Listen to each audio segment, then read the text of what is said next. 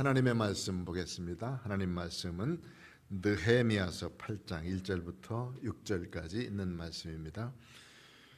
구약성경 737쪽에 있습니다. 구약성경 737쪽 737쪽 느헤미야서 8장 1절부터 6절까지 우리 다 펴가지고 같은 목소리로 함께 읽겠습니다.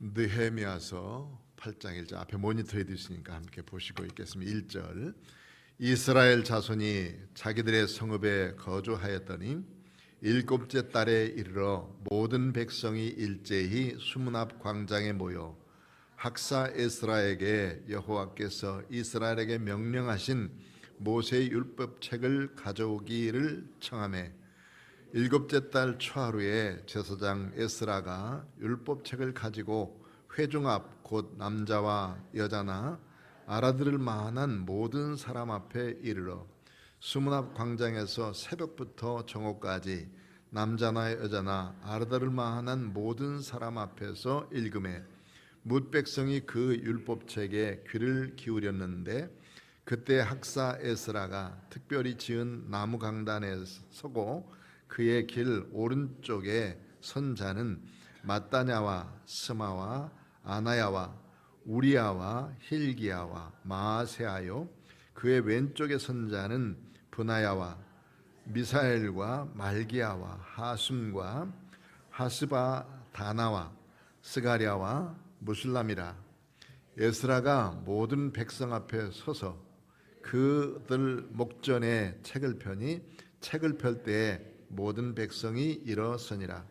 에스라가 위대하신 하나님 여호와를 송축하며 모든 백성이 손을 들고 아멘 아멘 하고 응답하고 몸을 굽혀 얼굴을 땅에 대고 여호와께 경배하니라. 아멘. 오늘 또 하나님의 은혜와 사랑이 우리 모든 성도들에게 넘쳐나기를 축원합니다.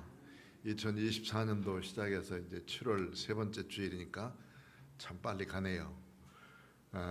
이런 기간 동안에 우리들이 세월을 잘 아끼면서 주님이 주신 귀한 사명들을 잘 감당하여 주님께 영광을 돌리고 신앙의 열매 잘 맺는 복된 성도들이 되어지시기를 축원합니다.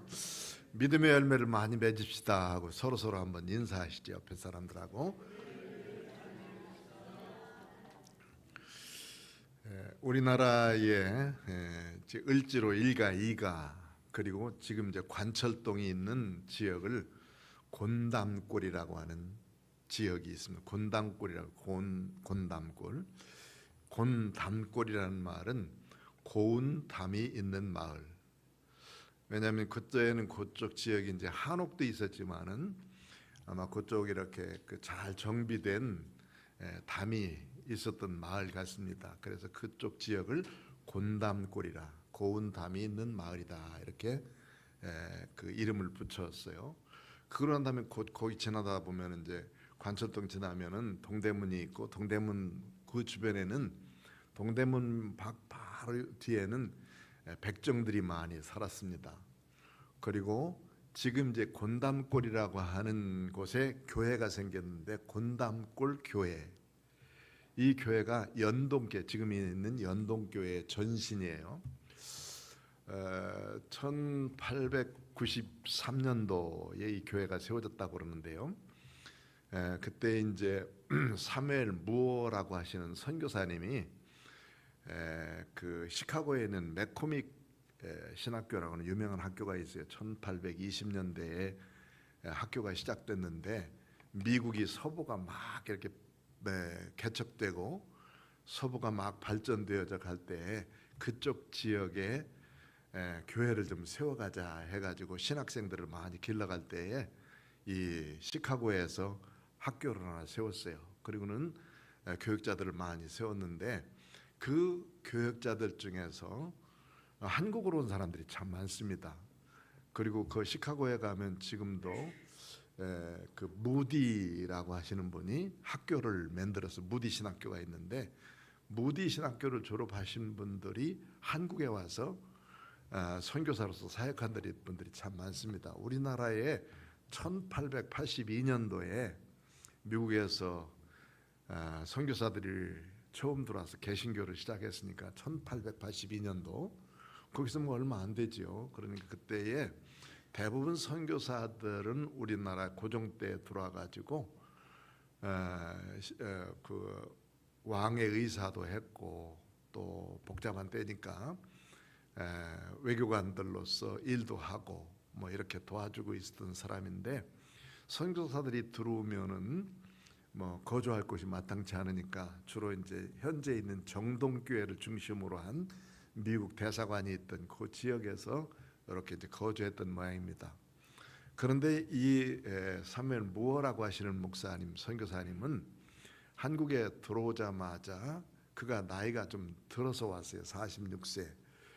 대부분 미국 선교사들은 20대 후반에 왔어요. 언더우드 선교사 유명하게 우리 장로교 선교사로서 왔었는데 28살에 왔어요.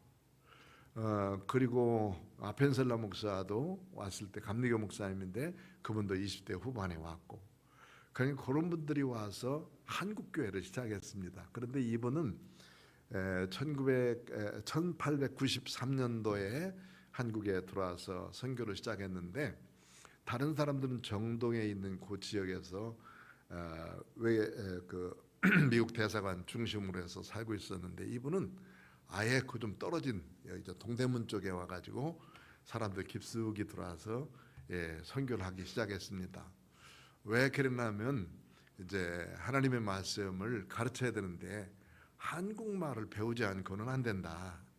그래서 한국말을 직접 들어가서 배워야 되겠다 해가지고 서민들에게서 부딪혀서 그 말을 배우는 게 제일 쉬웠다는 거예요.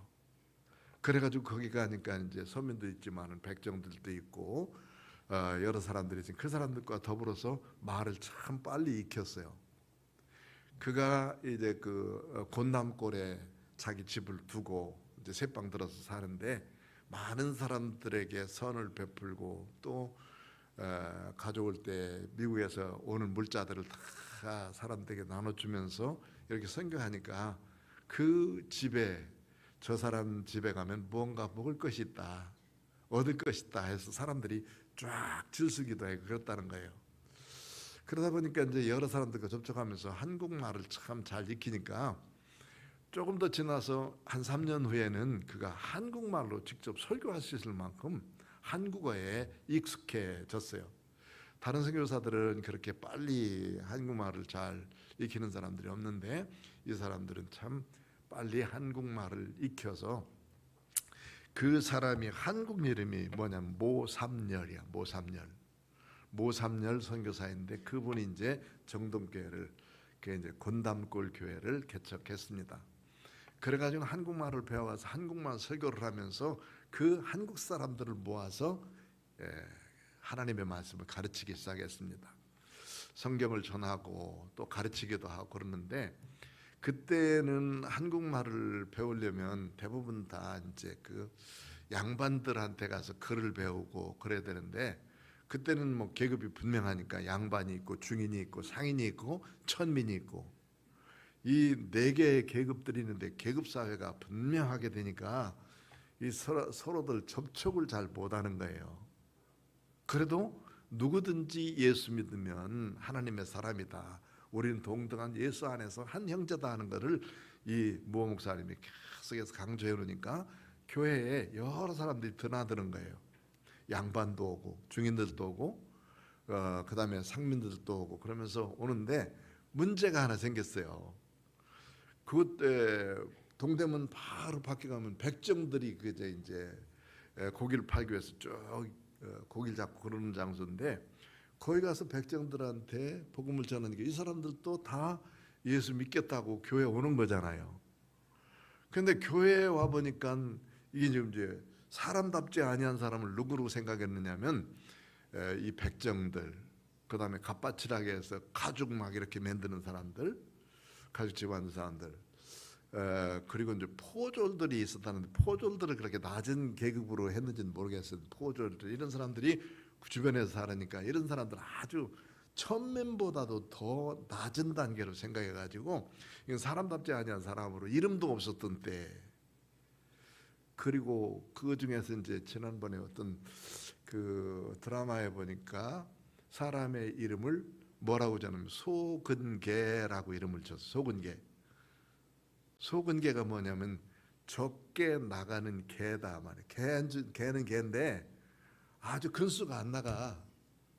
그래서 사람으로 태어나기는 태어나는데 애가 조그맣게 태어났단 말이야. 개만 또 못하게 태어났어.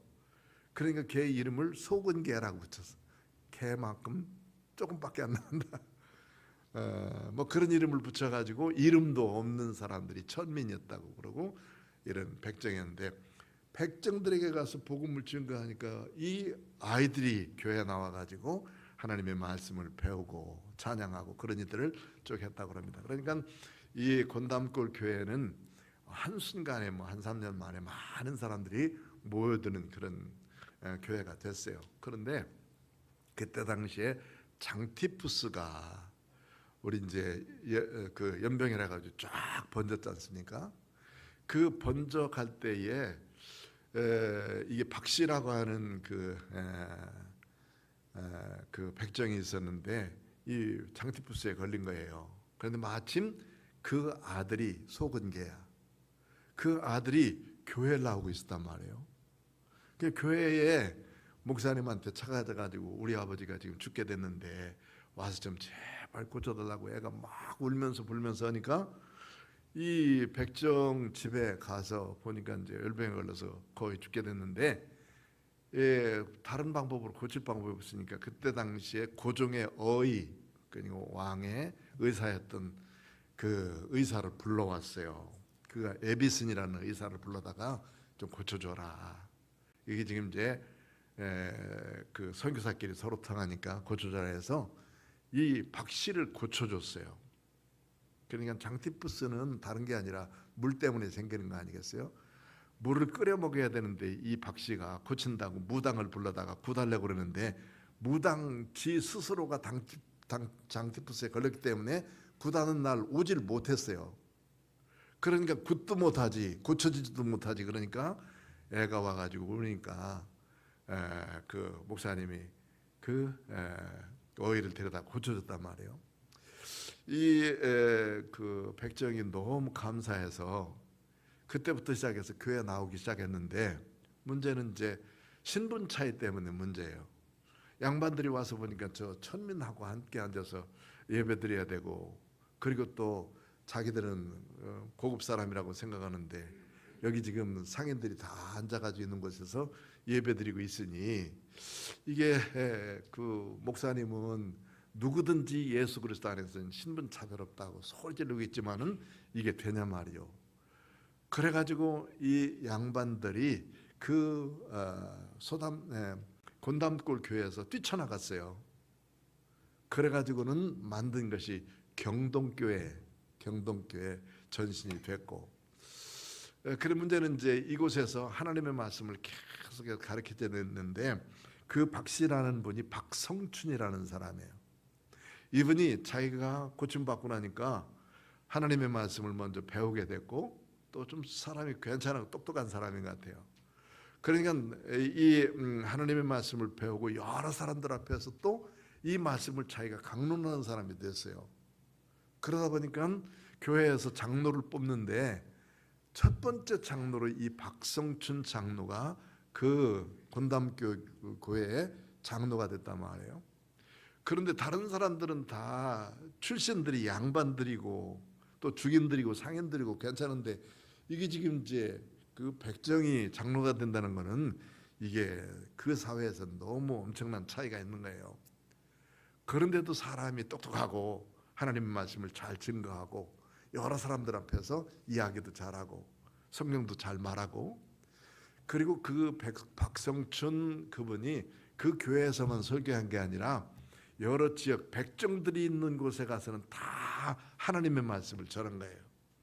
춘천에 가서, 그리고 광주에 가서, 저 여수에 가서 백정들만 모아가지고 하나님의 말씀을 전한 거예요. 그러니까 그들이 교회를 일구기 시작한 것이 여러 군데 있습니다. 그래서 이 무호 목사님이 이런 신분 사회를 좀 타파했으면 좋겠다 해가지고 고종한테 가가지고 우리 너무 이 신분 사회 때문에 사회가 발전을 못하니 이 신분 이거를 좀 제도를 폐지합시다 하는 그런 상소를 올리게 됐고, 그것을 근간으로 해서 차츰차츰 이제 상민제도, 양반제도가 없어지게 됐다. 뭐 그런 일화도 있습니다. 어쨌든 이분은 46세에 우리나라에 들어와서 이 무어 목사님이 한국말을 잘 배우게 됐고, 한국말을 배우면서 그들에게 하나님의 말씀을 잘 가르쳤기 때문에 신분 고하를 막론하고 하나님의 말씀을 가르침으로 그들 중에서 이 출신인 백정이라 할지라도 그분이 하나님의 말씀을 잘 전하는 사람이 되어서 장로가 되어가지고 여러 군데 다니며 하나님의 말씀을 전하게 되었고, 그가 연설하는 곳에는 참 많은 사람들이 왔었다고 그래요. 그 아들이 울면서 자기 아버지 고쳐달라고 한 사람이 누구냐면 박서양이라는 우리나라의 최초의 양의, 그러니까 서양의사로서 최초의 사람이 박서양인데 그 사람이에요. 박성춘의 아들 박서양이라는 사람이 이제 연세대학교, 그때 당시 연세대학교 전신이죠. 그 학교를 졸업해 가지고 의사가 된 사람, 박서양이라는 사람이고, 이런 일들이 이제 쭉 있게 되어서 교회가 한국 사회에 아주 깊이 뿌리박게 되고, 뭐 다른 사람들은 대부분 다 선교사로 오면은 왕이라든지 양반이라든지 이런 사람들을 통해서 하나님의 말씀을 전하는 일들을 주로 했어요. 그리고 언더우드나 아펜서달 이분들이 와가지고 우리나라 사회 가운데서 양반제도가 분명하니까 양반들에게 복음을 증거했기 때문에 우리나라도 참 빨리 복음이 증거되었고, 그런데 이 무어 목사님을 통해서 서민들에게 복음을 증거함으로 인해서 서민들이 예수를 믿는 믿음의 사람들이 되었는데, 그 근거가 뭐냐면 성경을 잘 가르쳤기 때문이다 라고 말하고 있어요.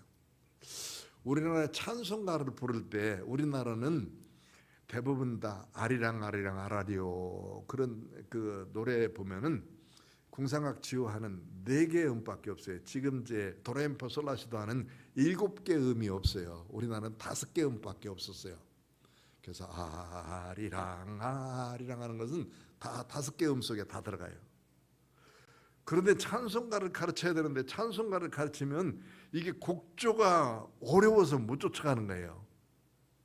나의 갈 길 다 가도록 예수 인도하시니, 우리나라 참 상당히 잘 부르는 노래인데 이걸 곡조를 7개 곡조로 못 받쳤으니까 못 부르는 거야. 그런데 우리 그 5개 곡에 합당한 것이 뭐냐면 그 우리나라 사람들이 참 좋아하는 찬송,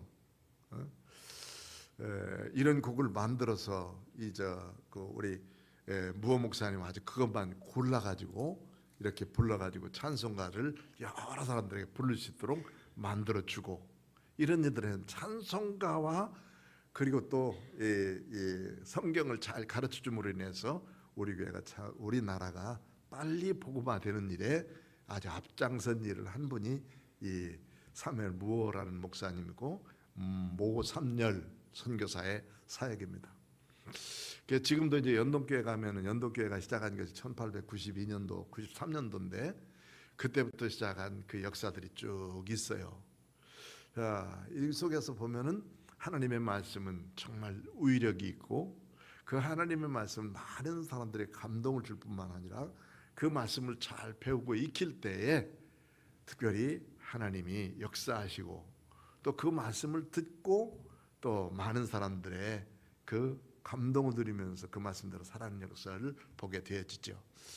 오늘 여기 본문에 보면은 느헤미야서에 보면은 에스라 느헤미야가 이렇게 함께 붙어 있죠. 에스라서가 있고 그 다음에 느헤미야서가 있고, 에스라서는 주로 이제 바벨론으로 포로되어져 갔던 사람들이 다시 돌아올 때에 하나님의 말씀을 가지고 왔는데, 그 말씀을 가지고 와서 성경을 가르쳐야 된다, 율법을 가르쳐야 된다 해서 율법을 주로 가르쳤던 사람이 누구냐면 에스라라고 하는 제사장이었고, 학자에서 학자, 성경학자.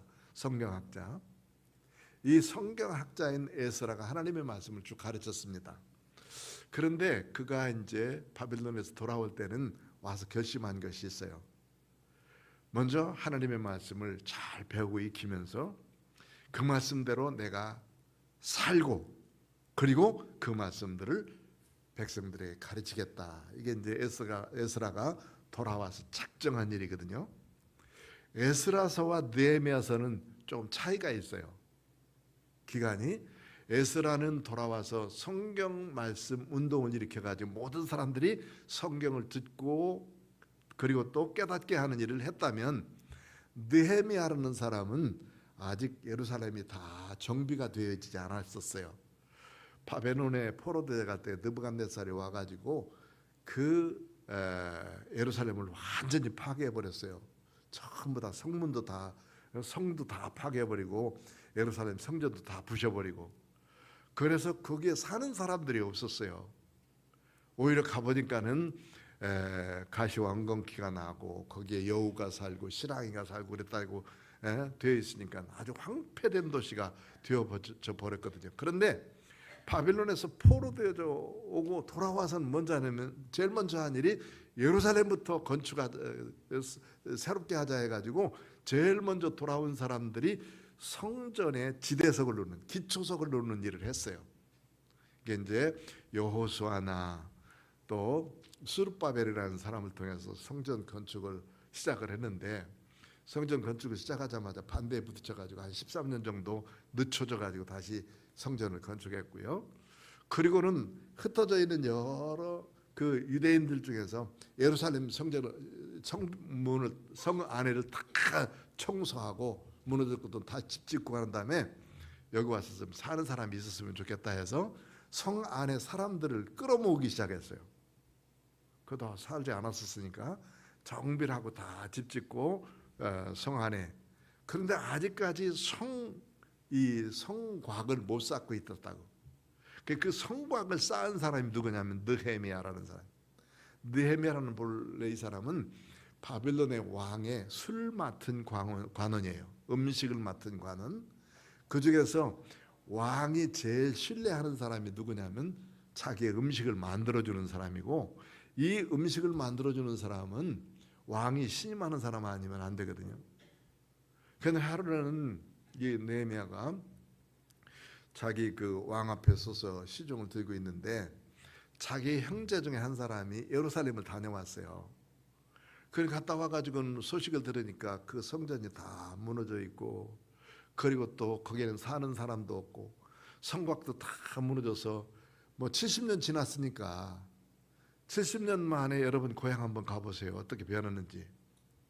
정말 많이 변했어요. 지금 옛날에 좋은 다랭이 논 이런 거 다 없어졌고요. 그리고 밭 있었던 거 전부 다 이제 숲이 돼 버리고 말았어요. 그런 건 많습니다. 그러니까 완전히 바뀌어 버리고 있었으니까 그 소식을 듣고 난 다음에 느헤미야가 너무 마음이 아픈 거예요. 옛날 그 화려했던 성경에서 보던 대로 아름답던 그 성전, 솔로몬이 지어서 하나님께 영광을 드리던 그 아름다운 성전이 지금 이제 여우가 살고 그 다음에 들짐승이 사는 황폐한 곳이 되었다고 생각하니까 얼마나 슬프겠습니까? 그 슬픈 기색을 가지고 왕 앞에 나가서 술을 한 잔 따라드렸단 말이에요. 왕이 딱 보면서 다른 때는 이놈이 즐겁게 와서 따라드리니 그날은 와서 슬픈 기색이, 얼굴 기색이 다른 거예요. 왕도 대단한 사람이죠. 자기 술을 따라주는 사람의 기색을 보면서 어떤지 슬펐는지 안 슬펐는지 보고 있는 사람이에요. 다른 때는 안 그렇더니 왜 내 얼굴이 슬프냐라고 묻게 되는 거예요. 이때 느헤미야가 왕 앞에 갑작스레 말할 수가 있습니까? 그러니까 잠시 동안 기도를 해요. 하나님 지혜롭게 하셔서 왕에게 대답을 잘 할 수 있게 해달라고 기도를 하겠죠.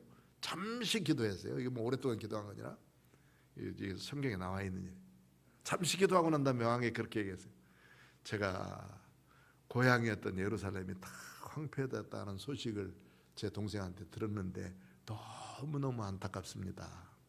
그러면서 뜬금없이 제가 돌아가서 그 성을 다시 재건하면 안 되겠습니까? 라고 왕 앞에 갑작스레 그 얘기를 한 거예요. 그럼 왕은 어떻게 생각하겠습니까? 좋다 가라 그렇게 얘기하겠어요? 그런데 그렇게 얘기하고 한다면 정말 기적이죠. 그 얘기를 듣자마자 옆에 왕비가 있었거든. 왕비가 그 얘기를 들은 거예요. 그러니까 느헤미야가 너무 성실하게 사는 사람으로 함부로 말할 사람 같지 않으니까 왕비가 도와준 거예요. 왕비가 그러면 왕이시여 저 사람 얘기가 헛되지 않은 줄 아니까 조사해보고 그렇게 하십시다 해가지고 왕이 절반으로 허락을 한 거예요. 그러고 난 다음에 이제 그 허락을 받아가지고 1년 동안 유예를 받고 느헤미야가 나머지 사람들을 데리고 와서 예루살렘 성벽을 건축하는 일을 하게 한 일들이 느헤미야서입니다. 그러니까 그것이 이제 여기 보면 BC 444년도 정도 됐다니까 586년도에 완전히 멸망했다가 요 정도 지났으니까 한 몇 년 정도 지났겠죠. 요 때에 다시 성벽을 다시 건축한 일이 느헤미야에 있는데 느헤미야는 성벽을 다 건축한 다음에 백성들을 거기다 다 모아놓고 거기서 하나님의 말씀을 가르치기를 결단했는데 에스라가 돌아와서 하나님의 말씀을 가르치고 난 다음에 작정을 해놓고는 에스라가 없어졌어요. 나타났다고는 표현이 없어요. 그 에스라서에 보면은 7장에 자기가 돌아와서는 결단을 하거든요. 이 백성들에게 하나님의 말씀을 가르치겠다라고 작정했는데 그 이후에 어떤 사역을 했는지가 나타나질 않아요. 그런데 이때 마침 이제 여기에 오늘 8장에 보면은 요 8장에 여러 사람들은 수문학 광장에 모여라. 성벽을 쌓을 때의 사건들은 여러 가지 많이 있어요. 그 반대에서 그 성벽을 쌓으려고 느헤미야와 함께 성벽을 쌓으려고 하는데 다리오 왕이 그때 왕이었는데 그 조서를 써 보내가지고 이게 방해하는 사람들이 많았었거든요. 성벽을 쌓고 예루살렘을 건축하면은 바벨론에 정식적인 반역자들이 되어지는데 그 사람들이 누구냐? 유대인들이 누구냐? 유대인들은 한번 뭘 하기 시작하면 끝없는 사람들인데 이제 성벽 건축하고 성전을 만들어 줘봐라. 그 사람들을 통해서 당신은 크게 당할 것이다. 이런 식의 조서를 계속해서 상소를 올렸기 때문에 그 성전 건축하는 것을 13년 동안 미루게 됐고 또 그 성벽을 건축한다는 것은 상당히 큰 어려움이 있었어요. 그런데도 불구하고 느헤미야는 바벨론의 녹을 먹어가면서 월급을 받아가면서 그 일을 감당한 사람이 느헤미야거든요. 다 건축해놓고 뭔 일부터 하느냐면 백성들에게 하나님의 말씀을 가르치자. 말씀을 가르쳐야 새롭게 된다고 하는 것을 느헤미야는 알고 있기 때문에 그때 어딘지 사역하고 없어졌던 이 에스라를 불러오는 거예요. 지금 에스라를. 그래서 에스라를 불러다가 특별히 쌓아놓은 만들어놓은 강대상 그거 수문학 광장에다 다 만들어놓고 거기에 이제 쭉 사람들이 모여서 하나님의 말씀을 듣는 일들을 설명한 것이 오늘 저와 함께 얘기를 말해요. 배경이 좀 어려워서 길게 설명했지만 뭐 간단한 얘기입니다. 이런 얘기를 이제 배경으로 하고 이 말씀이 이제 전개되는 것이니까 이 말씀을 한번 더 보면 더 재미있어요. 8장 1절 보십시오. 1절 읽어보면 한번 읽어봅시다. 시작. 이스라엘 자손이 자기들의 성읍에 거주하였더니 7째 달에 이르러 모든 백성이 일제히 수문학 광장에 모여 학사 에스라에게 여호와께서 이스라엘에게 명령하신 모세의 율법책을 가져오기를 청하매. 에스라서 7장에 보면은 이제 에스라가 하나님의 말씀을 전하기를 작정을 하고 자기가 먼저 잘 읽고 연구하고 배우면서 실천을 하고 백성들에게 작정을 했는데 오랜 기간 동안에 이게 했는지 안 했는지 역사가 없어요. 이제 추석에 의하면 그분이 다시 바벨론으로 돌아가서 다른 일을 하고 돌아왔을 것이다 이렇게 이제 얘기를 하고 있는데 어쨌든 여기 수문학 광장에 많은 사람들이 하나님의 율법책을 읽어주십시오 하고 모였단 말이에요. 왜 그랬느냐 하면 하나님의 말씀을 바르게 듣고 가르침 받아야 그 말씀대로 살 수 있기 때문이에요. 7월 달을 감사와 말씀을 배우는 달이다 이렇게 말씀하고 우리들이 우리뿐만 아니라 우리 자녀들에게도 하나님의 말씀을 잘 가르쳐야 되는데, 왜 가르쳐야 되냐면 이 말씀이 그만큼 중요하기 때문이에요. 하나님의 말씀을 잘 알아야 우리가 하나님을 잘 믿을 수 있고 그 말씀대로 사는 것이 우리의 삶이기 때문에 말씀을 잘 배워야 된다. 아까 무호 목사님이 그 백성들이라도 하나님의 말씀을 가르치고 그랬기 때문에 그들이 많은 우리나라 사람들을, 처음인들을 일으켜 세울 수 있는 역사를 이뤘듯이, 여기도 보면 이스라엘 사람들에게 다시 말씀을 잘 가르치는 일들을 하게 되기 때문에 이런 일이 일어난단 말이에요. 그래서 7째 달 초하루에 제사장 에스라가 율법책을 가지고 회중 앞에 섰어요. 그때 2절에 보니까 남자나 여자나 알아들을 만한 모든 사람, 남자 여자 모이고 알아들을 만한 사람이면 어린아이부터 시작해 작년에까지 들을 수 있는 사람들은 다 모였다는 것이니까, 아주 말을 못 듣고 그런 사람 외에는 다 모였다는 말이에요. 알아들을 만한 사람들은 다 모였다는 말은 이거 신분 고하 막론하고 그때 하나님의 말씀을 들을 만한 사람들은 다 모였다. 엄청나게 많은 사람들이 모여서 하나님의 말씀을 듣는 거예요. 그리고는 수문학 광장에 가서 새벽부터 오전까지 낮 동안 아침에 일찍이 모여가지고 하나님의 말씀 듣기 시작해가지고 읽기 시작해가지고 점심 먹을 때까지 이 말씀을 들었다는 거니까, 그들이 얼마나 하나님의 말씀을 사모하고 그 말씀을 들었는가 하는 것을 깨달을 수가 있죠. 말씀을 사모하는 사람들이 더 잘 듣습니다.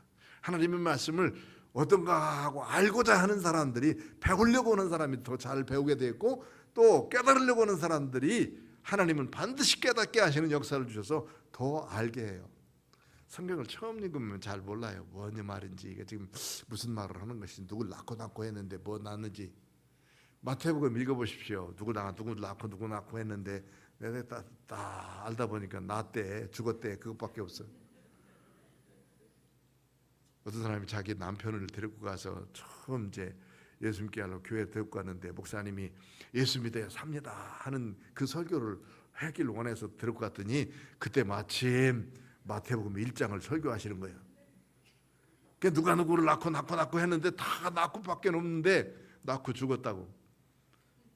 그런데 돌아가면서 생각하기를, 우리 남편이 어떻게 저 말씀 듣고 예수 믿으셨나 하고 돌아가는데, 남편이 그렇다는 거예요. 돌아가면서, 여보 오늘 설교 듣고 어떻게 생각했어? 하고 아내가 물으니까 남편이 대답을 잘한 거예요. 뭐라고 그러냐면, 사람은 낳고 다 죽더만. 낳고 죽더만. 죽는데 어떻게 죽어야 될 줄 알았다 그 말이 아니겠습니까? 좀 어려운 거예요. 성경은 다 어려워. 그렇지만 읽다 보면 어떻게 되냐면 깨닫고 알 수 있는 때가 와요. 여기 보니까 알아들을 만한 사람 다 모여서 열심히 그 말씀을 듣는데 어떻게 되냐면 새벽부터 오전까지 열심을 냈단 말이에요. 그때 학사 에사는 특별히 지은 나무 강단, 이런 강대상을 만들어가지고 거기서 하나님의 말씀을 읽고, 거기에 오른쪽에 선 사람, 왼쪽에 선 사람들이 13명이에요. 13명.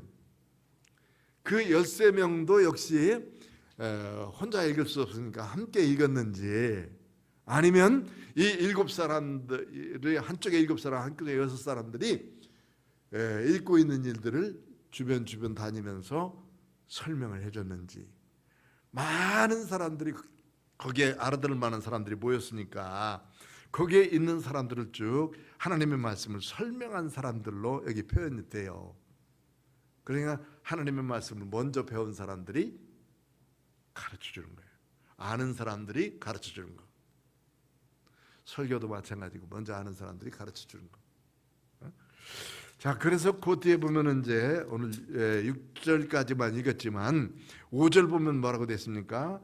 에스라가 모든 백성을 위해서 그들 목전에 책을 펼 때에 백성들이 어떻게 했다고 그러세요? 벌떡 일어났어요. 하나님의 말씀을 존귀히 여겼죠. 그 다음에 6절 보면 그 말씀을 읽을 때 에스라가 위대한 하나님 여호와를 송축하며, 하나님 영광 받으십시오, 찬양을 주 앞에 돌립니다, 이렇게 할 때 백성들이 손을 어떻게 하고 번쩍 들고 어떻게? 아멘, 아멘. 손을 들고 아멘 이렇게 했단 말이에요. 손을 번쩍 들고 아멘, 아멘. 그리고 응답하고 몸을 굽혀 얼굴을 땅에 대고 여호와 하나님께 경배했다. 하나님의 말씀을 듣기 위해서 이런 자세를 가지고 있었고, 또 여기에 나오는 7사람 또 나와요. 7절에 보면 읽지는 않았지만 예수와 바니, 세레바, 야민, 악굽, 사브데, 호디야, 또 마하세야, 그리다, 그다음 그리다, 뭘 그리는지 모르지만 그리다, 아사랴와 요사밧과 하난과 블라야와 레위 사람들. 여기에 있는 앞에 있는 사람들의 이름이 나와 있고 뒤에는 이제 레위 사람들이 거기 또 있죠. 레위 사람들은 하나님의 말씀을 배운 사람들이고 아는 사람들이기 때문에 백성들 중간중간에 끼어서 지금 이제 에스라가 읽고 있는 그 말씀들을 설명을 해주는 거예요. 이 말씀을. 그러니까 그 사람들이 그 자리에서 이 말씀을 깨닫게 되니까 8절 그들에게 율법을 깨닫게 해주니까 8절 보니까 어떻게 됐습니까? 한번 읽어보시죠. 시작. 하나님의 율법책을 낭독하고 그 뜻을 해석하여 백성에게 그 낭독하는 것을 다 깨닫게 하니라. 알게 했단 말이죠. 무슨 말인지 처음에는 알 수 없었지만은 그 말씀을 다 알아들을 수 있도록 만들었더니 9절 백성이 율법의 말씀을 듣고 다 우는지라. 총독 느헤미야와 제사장 겸 학사 에스라와 백성을 가르치는 레위 사람들이 모든 백성에게 이르기를 오늘은 너희 하나님 여호와의 성일이니 슬퍼하지 말며 울지 말라. 하나님의 말씀을 듣고 감동을 하면 그 말씀을 듣고 얼마나 감동했는지 눈물이 흘릴 만큼, 눈물이 줄줄 흘릴 만큼 감동을 해요. 우리가 가끔은 하나님의 말씀을 듣고 눈물이 날 때도 있고 찬송을 부르다도 눈물 날 때도 있고 기도를 하다도 눈물 날 때가 있어요. 왜냐하면 하나님이 내게 그런 영적 감흥을 주시고 감동을 주시기 때문이에요. 은혜 받은 시간 아니겠습니까? 그럴 때 정말 하염없이 하나님이 주신 은혜에 감사해서 눈물을 절절절절 흘리면서 고맙습니다, 감사합니다를 외칠 때가 있다 말이죠. 이 백성들이 지금 하나님의 말씀을 듣고 이런 상태에 놓이게 됐죠. 얼마나 감격스러운 모습이에요. 그리고는 이제 너무 슬퍼하고 있으니까 이 날은 성일이니까 슬퍼하지 말고 오히려 기뻐하자 그러면서 이야기를 하게 되고 10절에 보면 느헤미야가 또 그들에게 이르기를 너희는 가서 살찐 것을 먹고 단 것을 마시자. 이제 배불리 먹고 그 다음에 단 것은 사람을 기쁘게 하잖아요. 옛날이나 지금이나 단 것. 원시 시대에 때도요. 그 사냥하러 가가지고 단 것 가지고 오면은 집에까지 가지고 달려오느라고 애썼어요. 꿀송이 얻어가지고 그거 막 달려와가지고 사랑하는 자기 여자들 퍼주고 애들 퍼주고 그랬다고. 남자들이 참 많이 애썼어요. 남자들은 살찔 사이가 없어. 지금처럼 뚱뚱해지질 않았어. 원시시대 때는. 뚱뚱한 건 누구만 뚱뚱해졌냐면 마나님만 뚱뚱해져, 여자만. 그래서 여자분들은 통통하고 뚱뚱해야 애기 잘 낳게 돼 있고 남자들은 날씬해야 사냥 잘하게 돼 있고 배 나온 사람들 다 반칙이야. 그래가지고 이제 다들 여기 슬퍼하지 말고 기뻐하자. 오히려 하나님 앞에 여기 단 것을 먹고 준비 못한 사람들에게 나눠주고 이 날은 우리 주님의 성인이 근심하지 말고 여호와로 말미암아 기뻐하는 것이 너희의 힘이다. 하나님을 통해서 기뻐하는 것이 우리의 힘. 성도들의 힘이 뭐냐? 주님을 통해서 기뻐하는 그것이 우리들의 힘이다. 이렇게 말씀하면서 그 성령의 힘, 하나님께서 말씀을 주시는 능력의 힘, 그 힘을 가지고 살게 됐다 하는 말이에요. 오늘 이 말씀을 정리하면서 보면은 우리나라에도 이와 같은 역사들이 있어서 여러 천민계급도 있고 그런데도 불구하고 우리나라가 이렇게 100년 만에 이런 발전을 누리고 세계적인 선교사를 많이 파송하는 나라로 세워진 것은 기적 같은 일이에요. 얼마나 큰 축복인지 모르는. 올림픽에 참여하는 나라가 196개 정도 되어지는데 전 세계의 나라 수가 대략 225개 정도. 그런데 225개 정도의 나라에 가서 한국 사람 없는 데 없어요. 아무 데도 한국 사람 없는 데는 없어. 다 한국 사람들이 다 들어갔어. 히말라야 산꼭대기 올라가서 라면 장사하는 사람도 한국 사람이에요. 한국 사람. 한국 사람. 우리나라 사람들 그만큼 아주 대단한 사람이에요. 왜 그렇게 만들었습니까? 하나님이 주신 말씀의 축복이고 이 말씀을 붙든 사람이 주시는 아름다운 역사인 줄 믿습니다. 우리도 그 말씀으로 기뻐하면서 이 말씀을 널리 증거하는 믿음의 사람으로 승리하는 우리 모두가 되시길 축원합니다. 기도하겠습니다. 고마우신 아버지 하나님 감사합니다. 오늘도 하나님의 말씀의 위력을 우리가 깨닫게 하시고 우리들을 죄악 가운데서 건져주시고 예수님을 알고 구원받게 하시고 그 말씀 따라서 삶으로 우리의 삶이 변하고 또 우리의 생활이 바뀌어지고 주변 사람들이 주 앞으로 돌아와 영광 돌리는 복된 나라를 건설할 줄로 믿습니다. 이 믿음의 역사들이 우리를 통해서 계속 되어지게 하시고 또 여호와 하나님으로 인하여 기뻐하는 이것이 바로 우리의 힘인 줄 알고 이 능력을 가지고 살 수 있는 믿음의 사람 다 되도록 축복하여 주옵소서. 예수님 이름으로 기도하옵나이다. 아멘.